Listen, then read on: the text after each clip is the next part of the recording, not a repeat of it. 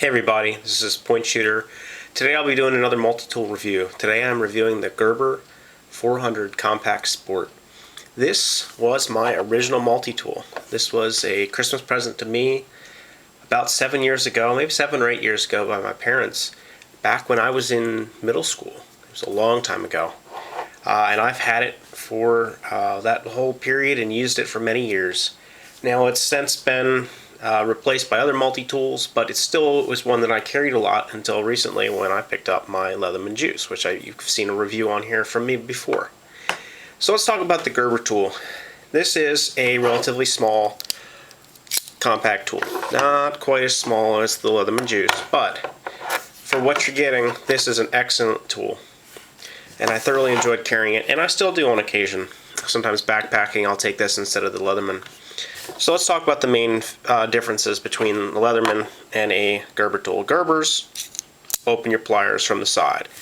One thing you can do is, I'm not sure if I'm going to show it on camera, but a lot of times you can flick the pliers and get them to come out. The one thing that I like is that just by releasing the buttons, you can usually withdraw the pliers and open it one-handed. With a Leatherman, you can sometimes do that. If you learn how to do it, you have to flip it around. You can sort of butterfly it open. There's a variety of ways to open it. But overall, for one-handed opening, the Gerber really works well. As you can see, it's a little bit bigger than the Leatherman Juice, but at the same point, there are some disadvantages to this Gerber. We'll look at the plier heads.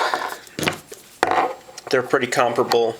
The Leatherman has the polished stainless finish as opposed to Gerber's bead blast.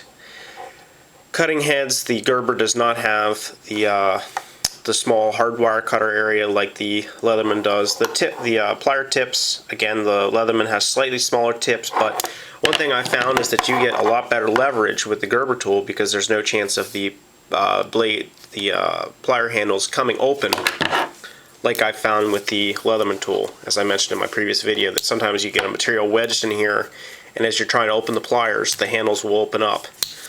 Gerber can't do that. Once it's open, they stay where they are. Once it's shut, if you try to open them, you're using your full force against the handles. So let's talk a little bit about the other tools. The scissors. These are genuine Fisker scissors, and for years, these were my favorite multi-tool scissors. And in some ways, they still are. We'll compare them with the Leatherman Juice scissors. You can see the Juice scissors are almost twice as long. However, look at how heavy duty these are compared to the Leatherman scissors. The other thing that I like about these is that they have this nice long handle, gives you a lot of leverage. I've cut many heavy duty materials over the years. Leather, webbing, nylon webbing, all sorts of materials. One thing that I used to do was lighting for musicals and stage productions, and we used to use these to cut gels for theater lights all day long. They work great. They fold up inside the tool and you put it away. Now the other probably most used tool would be the knife blade. These are Gerber's Mystery Steel. I'm guessing it's somewhere in the 420 HC range, and let's compare it with the blade on the Leatherman. About the same length. Gerber's a little bit longer. It's still under 3 inches, and it's half serrated. Chisel ground serrations, they work very well. They always cut. They don't really rip. You can get these very, very, very sharp. The one thing that I will give an advantage to on the Gerber on all its tools is they are locking. Gerber locks are actuated by pulling back and releasing the tool. Another advantage, something that some people have said is, oh, well, you get tool clumping with the Gerber. I've never had that where you pull one and all the tools come out. So I would say that as far as knife blades go, the Gerber has an advantage of having a locking blade, which, as I've mentioned, is what I prefer in most situations. Let's talk about the screwdrivers here. You've got the small blade, and we'll compare that against the small blade inside the Leatherman Juice. You can see the small blade on the Gerber is slightly larger than the small blade on the Juice. Again, fold that up. Phillips driver, as compared, about the same size. The Gerber I used for years. You can see there's a good bit of wear on it, taking out P2 drywall screws. You can fit most screws between P2 and P1. Anything above that, though, it's going to be a little small, but that's the exact same with the Leatherman Juice. So I'd call the drivers an exact match here. One advantage of the Gerber, though, is you can also buy a 1/4-inch hex adapter that will allow you to use any bit from a standard 1/4-inch tool set, and you can slide that right over the screwdriver bit here and it locks into place. I don't have that toolkit, but I do know friends who have it and they enjoy that feature, and I think that if I had it I would use it a lot more.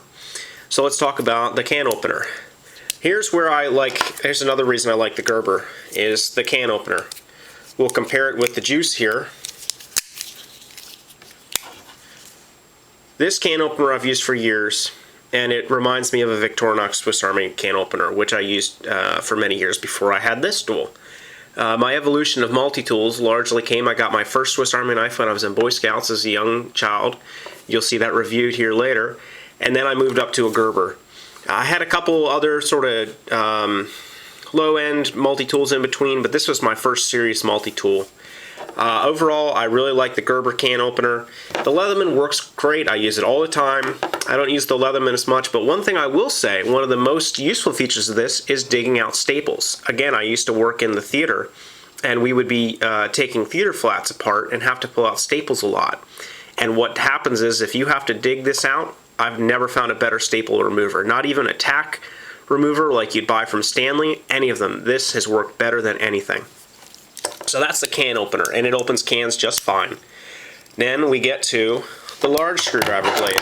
On par with Leatherman, I like the fact that it is locking and you don't have any chance of coming out. It is the standard chisel ground like a regular wood screwdriver. One advantage of the Leatherman is that you get a slightly thinner driver that's slightly flatter. So for smaller screws, larger heads but smaller width, the Leatherman may be able to fit. You get a little bit, just about the same reach with the Gerber versus the Leatherman. Then we'll take the micro driver. This is one of the few Gerber models of this age, this one of course being about 8 years old, that had this micro driver. I wear eyeglasses, and the micro drivers are a draw here. They're both identical. I used this one, you can see is slightly bent at the tip from trying to manhandle screws over the years, but it is never broken and it's always worked. I use the Leatherman driver a lot, but I'd say it's an exact draw with the Leatherman versus Gerber. In fact, they look pretty darn similar. Wonder what happened there. So let's talk about the retention of tools inside the Gerber. I really like that all the blades are locking in this tool. Maybe you want to open up your can, you don't have to worry about, as you're popping through, having the blade fold closed on you. Not that you're really going to get hurt from that. Your hand should be out of the way. But when you're talking about a knife blade, oh, that's a big deal for me. That's why I generally only take locking blades with me. Leatherman is a little bit of a compromise in that, because you have to deal with a blade, a slip joint that's very flexible. That Gerber, you're not going to pop that open under any circumstances. Maybe if you started beating on it. I don't think I'd baton with it, but I think you could. I've cut through 1/4-inch Low-on plywood with this before when we had to start a hole for a larger cut, and I used this to score the wood and managed to pop through. Again, not something I'd fully recommend. This isn't made for really doing any serious woodworking, but if you're out hiking around, this would be a great thing to split up your small kindling with. Again, I wouldn't try to baton anything too large. You're not going to be chopping limbs off trees, but it works really well and it holds a great edge. I sharpened this probably 2 years ago was the last time I even touched it. I've used it plenty since then and it worked great. It's always been sharp. I've never had any rusting issues with the Gerber. I do keep mine oiled up. I think that I would worry more about the Gerber rusting than the Leatherman.